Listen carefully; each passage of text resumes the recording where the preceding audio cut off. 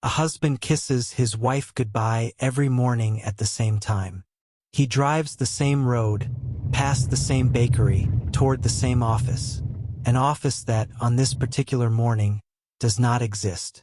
It has never existed. Not for 18 years. Somewhere on the border between France and Switzerland, a man sits alone in his car, in a forest, in the cold, wearing a suit that has nowhere to go. He will sit there for hours. Then he will drive home, and he will tell his wife about his day at work. A day that never happened. A job that never existed. A man who, by every official record in the world, was someone else entirely. Somewhere on the border between France and Switzerland, a man sits alone in his car, in a forest, in the cold, wearing a suit that has nowhere to go. He will sit there for hours. Then he will drive home, and he will tell his wife about his day at work. A day that never happened. A job that never existed. A man who, by every official record in the world, was someone else entirely. For 18 years, a respected doctor lived in a beautiful home with his wife and 2 children. He attended dinner parties. He advised friends on their finances. He was trusted with their life savings. He was not a doctor. He had no job, no diploma, no salary, no legitimate income at all. And on a January morning in 1993, when the truth was finally one phone call away from coming out, he made a choice that would turn a story about lies into a story about something far darker.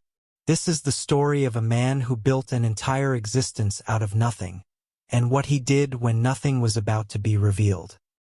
Welcome to Truth Finder of Fees. In today's case, we step into the quiet, manicured world of a French village near the Swiss border, and the 18-year illusion that collapsed into one of the most disturbing crimes in modern European history.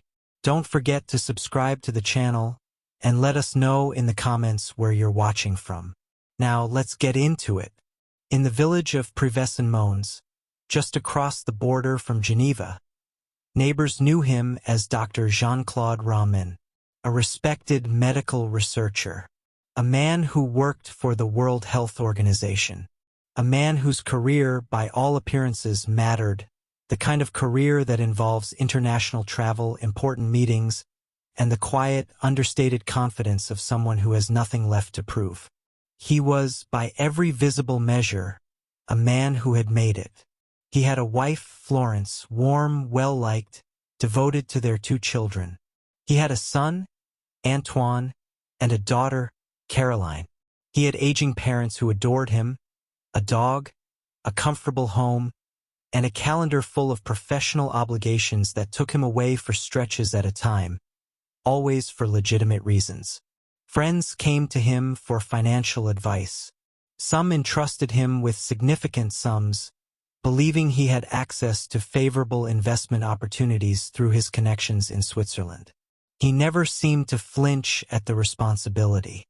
He simply nodded, calm and competent, and told them their money was in good hands. There was nothing about him that suggested deception. That was, in many ways, the most unsettling part of what was hiding underneath. He was not charming in an obvious, performative way. He was steady, reliable, the kind of man people described, without hesitation, as someone they trusted completely. And that is precisely what made him so effective at the one thing he had been doing every single day for nearly 2 decades. He was lying about everything. To understand how a man builds an entire fictional life and sustains it for 18 years without a single person catching him, you have to go back to where the lie actually began. Not with grand ambition, but with a much smaller, much more human failure. A failure he could not bring himself to admit. In the early 1970s, Jean-Claude Ramin was a promising young medical student. Disciplined, intelligent, the kind of student professors remembered favorably. He was, by all accounts, on track for a respectable career in medicine. Then came his 2nd year of medical school and he failed a critical exam. It happens. Students fail exams. They retake them. They adjust. They move forward. He did not do that. Instead, he simply did not show up to retake it. And rather than tell his family, his girlfriend, or anyone in his life that he had stumbled, he told them he had passed. It was a small lie, the kind of lie a person tells to buy themselves a little time, a little room to breathe, before quietly fixing the problem and moving on with their life. Except he never fixed it. He never went back to retake that exam. Not the following semester. Not the following year. Not ever. And because the people around him believed he had passed, they began making plans around a version of his future that did not exist. His family was proud of him. His girlfriend believed she was building a life with a future doctor. And rather than correct a misunderstanding that was still small enough to correct, he let it grow. This is where the psychological core of the story begins to reveal itself. Not in some dramatic criminal mastermind origin, but in something achingly human. The inability to disappoint the people who believed in him, even slightly, even once. He continued attending lectures he was not enrolled in. He continued speaking about his studies with friends and family as though nothing had changed. Every day, the truth became a little harder to tell. Not because the lie had grown more elaborate, but because the cost of confessing had grown heavier with every month of silence. By the time he might have found the courage to admit what happened, there was no longer a small lie to undo. There was an entire structure of expectation built on top of it. A structure that, if it collapsed, would take down every relationship he had. He never finished medical school. He never earned a degree. He never held a real job in medicine, not at the World Health Organization, not anywhere. And yet, for the next 18 years, everyone around him believed he was a doctor. His wife believed it on their wedding day. His children believed it their entire lives. His parents believed it until the moment they died. What followed was not a single dramatic deception, but a quiet, exhausting performance repeated every single day for nearly 2 decades. Each morning, Rahman left his house at the same time real commuters did. He drove toward Geneva. He dressed the part. He carried a briefcase. And then, instead of walking into an office building, he would park in a rest area, or sit in a forest clearing near the border, or wander through the halls of a building where he had once briefly had legitimate business, letting time pass the way an actual workday would. He read medical journals to stay fluent in the language of his fictional profession. He absorbed enough vocabulary, enough confident phrasing, that when colleagues of his wife's family asked about his research, he could answer fluently, vaguely, convincingly. There is something profoundly disturbing about the sheer discipline required to maintain a lie like this. It was not a moment of panic followed by damage control. It was a structure, a daily routine, sustained with the same consistency a real job would require, except every part of it was hollow. And the lie needed fuel. A man who claims to be an internationally respected doctor is expected to have an internationally respectable income. Rahman had none. So he turned to the people who trusted him most. He told friends and family that, through his WHO connections, he had access to a private, high-yield investment account in Switzerland, one not available to ordinary investors. The kind of opportunity, he explained, that only existed because of who he was, not what he had. It was never advertised. It was never something you could ask for outright. It was offered quietly as a favor to people he cared about, people he wanted to protect from the ordinary, mediocre returns everyone else had to settle for. That framing was deliberate, and it was the engine of the entire scheme. He never asked anyone for money. He let them ask him. He would mention the account only in passing, almost reluctantly, and let the silence afterward do the persuading. People do not interrogate a gift they have to talk their way into receiving. They thank you for it. So the money came in. Not all at once and not from strangers, that was never the design. It came from the people closest to him. His own parents, who handed over what amounted to their retirement. His wife's family. Old friends from medical school who still believed, all these years later, in the man they remembered. A man so trusted that handing him a life savings felt less like an investment and more like an act of faith. He kept no real account. There was no fund, no broker, no Swiss institution quietly multiplying anyone's money. The funds went into accounts he alone controlled, and from there into his own life.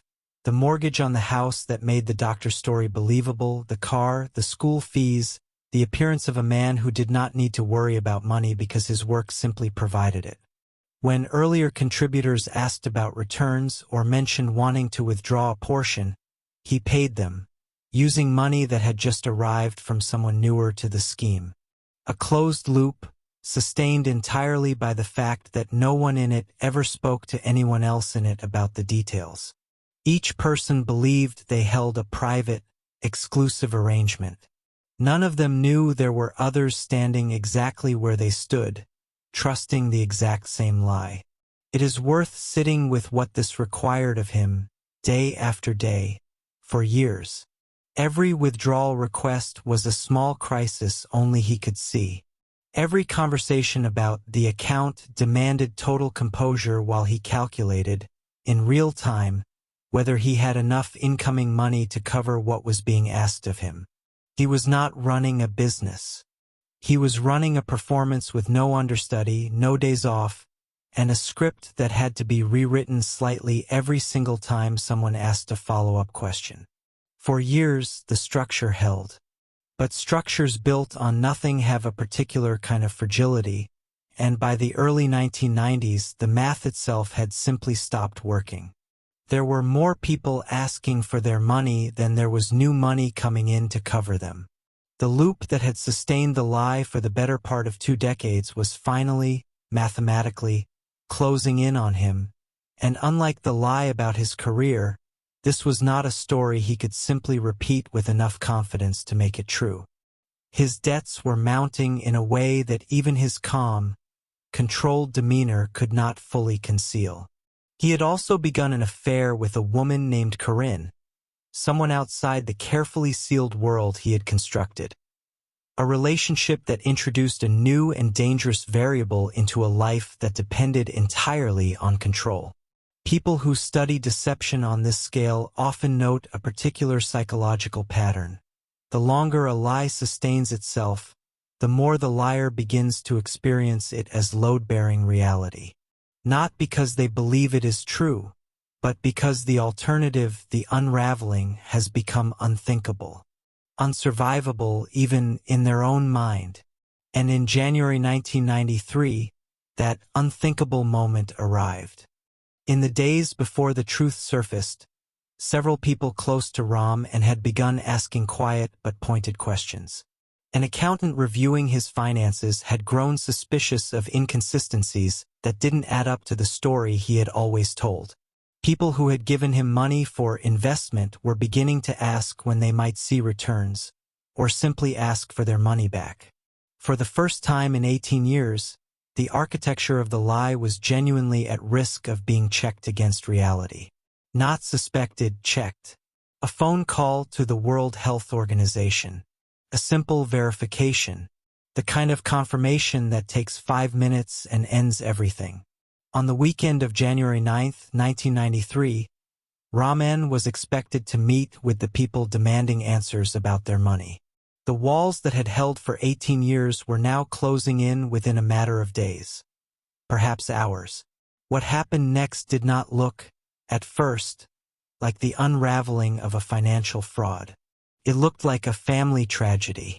On the morning of January 9th, emergency services were called to the Raman family home. What they found inside would horrify investigators who had seen, by professional necessity, almost everything. Florence Raman was dead. So were the couple's 2 young children, Caroline and Antoine. Hours later, at the home of Raman's parents, investigators discovered his mother and father had also been killed. along with the family dog. And Jean-Claude Ramen himself was found unconscious in the burning ruins of his own house, having apparently attempted to take his own life with an overdose of medication before setting the building on fire. For a brief, devastating moment, the story that reached the public was one of unbearable loss. A successful doctor, pushed to the edge by some unknown horror, who had lost his entire family in a single catastrophic act before nearly losing his own life trying to save them, or perhaps trying to follow them. That was the story investigators initially considered. It was not the truth.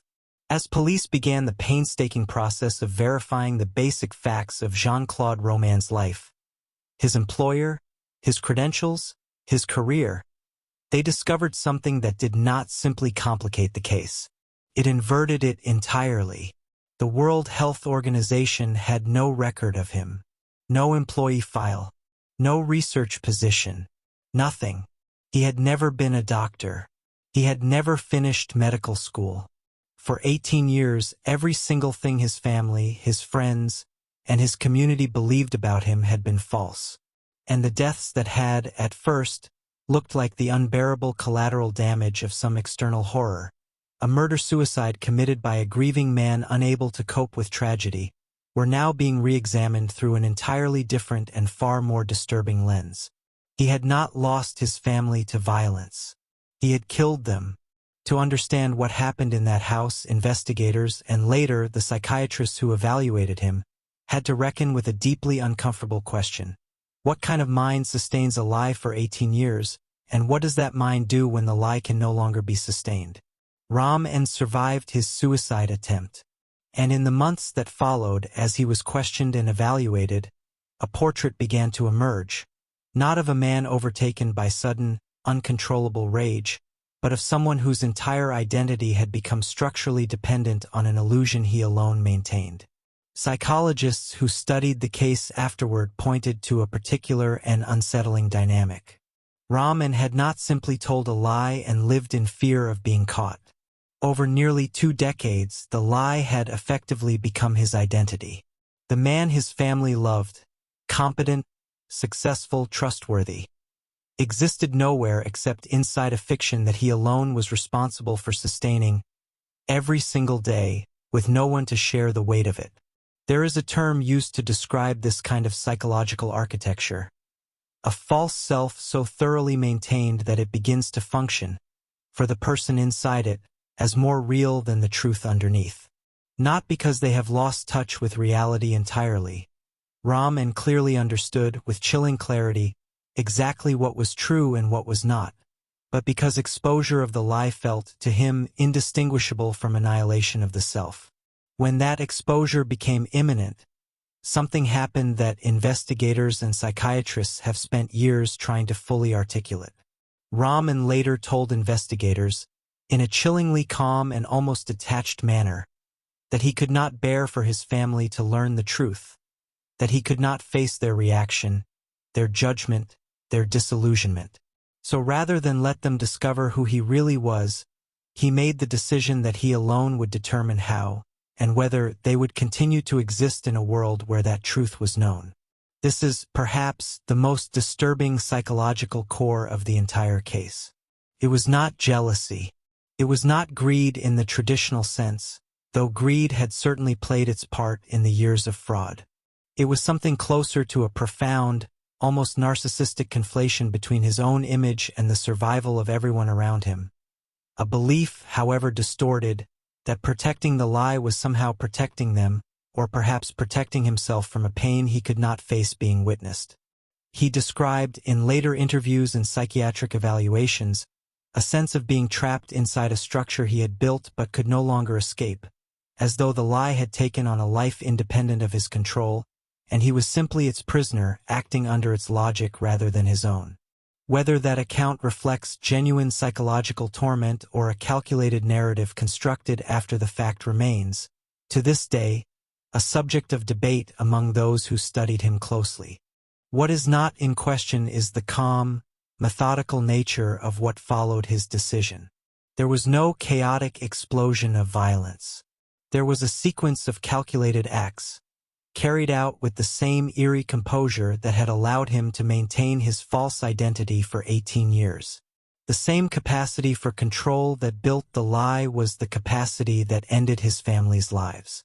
When Jean-Claude Roman's trial began in 1996, France was confronted with a case that did not fit comfortably into any of its existing categories of true crime.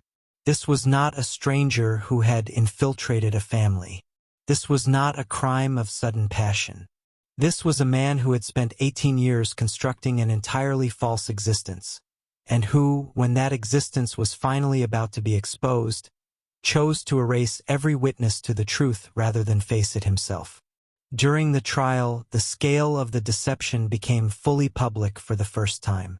Friends who had entrusted him with their savings, parents who had believed, until the moment of their deaths, that their son was a respected doctor saving lives around the world. A wife who had built her entire adult life around a man whose career, the very foundation of their shared identity as a family, had never existed. Perhaps the most haunting detail to emerge during the proceedings was this. Florence Rom-en, in the final years of her marriage, had occasionally expressed quiet, fleeting doubts to friends, small inconsistencies in her husband's stories, moments where his explanations didn't quite align. She had no way of knowing the scale of what those small inconsistencies were hiding. Each time she had set the doubt aside because the alternative, that the man she had built a life with was a complete fabrication, was simply not something her mind was prepared to consider. This is, in many ways, the quiet horror underlying the entire case. Not that Rom-en was an exceptionally gifted manipulator in the dramatic cinematic sense, but that ordinary trust, the kind every family and every relationship depends on, can be exploited by someone willing to commit to a lie completely enough, for long enough that questioning it feels almost irrational. Rom-en was convicted of murdering his wife, his 2 children, and his parents. He was sentenced to life imprisonment with a minimum term before parole eligibility. Throughout the trial, he maintained the same unsettling composure that had characterized his entire double life: calm, articulate, seemingly remorseful, yet difficult for anyone in the courtroom to fully read. Even in confession, even stripped of every lie that had defined him, something about his presentation remained, to many observers, fundamentally opaque. As though the mask, even after everything, had never fully come off. In the years that followed, the case became a subject of intense psychological and cultural fascination in France, inspiring books, films, and ongoing academic study into what came to be discussed as a uniquely modern form of identity collapse. Scholars and psychiatrists continue to reference the case when examining the far edges of deception, the conditions under which an ordinary person constructs and sustains a false identity, and what happens psychologically when the cost of maintaining that identity becomes, in the mind of the deceiver, greater than the cost of taking everything else away. Jean-Claude Rom-en became eligible for parole decades after his conviction and was released under supervised conditions in the late 2010s, having spent the better part of 2 decades behind bars reflecting, by his own account, on what he had done. But reflection is not resolution, and this case offers very little of the second.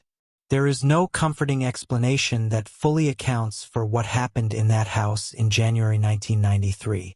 There is no singular moment that explains how a small, forgivable lie about a failed exam metastasized, over 18 patient years, into the calculated destruction of an entire family. There is only the slow, quiet accumulation of a deception too large to confess, and a man who decided, when the truth finally caught up to him, that erasing the people who loved him was preferable to letting them see who he really was. It is tempting to look for monstrous warning signs in hindsight, some early indication that should have alerted those closest to him.